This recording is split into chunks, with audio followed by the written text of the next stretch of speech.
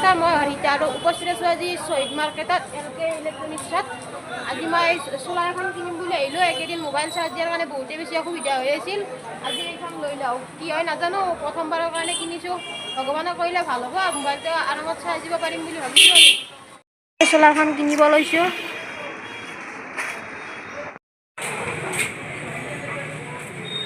দাদা নমস্কাৰ।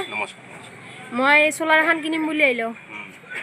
চোলাৰ কিনি মোবাইল চাৰ্জ হ'ব না? মোৰ মোবাইল চাৰ্জ হ'ব। মানে মোবাইল চাৰ্জ দিয়া বহুত দিগদাৰ হৈ আছে, আমাৰ লাইন নাই না।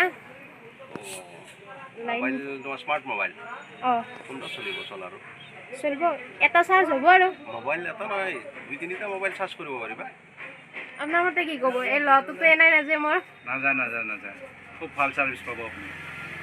মানে মোবাইলটো মই ভিডিঅ' কৰিব গ'লে চাৰ্জৰ অভাৱত পৰি থাকিব লগা হৈছে।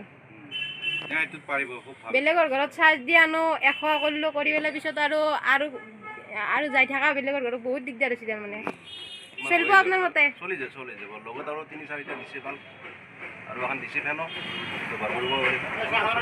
কেইবছৰমান চলিব? নাই মোটামুটি 3-4 বছৰ বেটাৰী।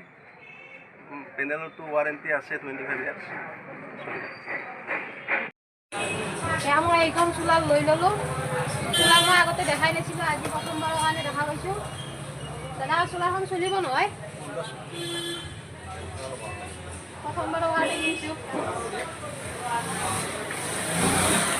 এইখনে দোকান চোলাৰৰ আমাৰ নলবাৰী শ্বহীদ মাৰ্কেটত আছে।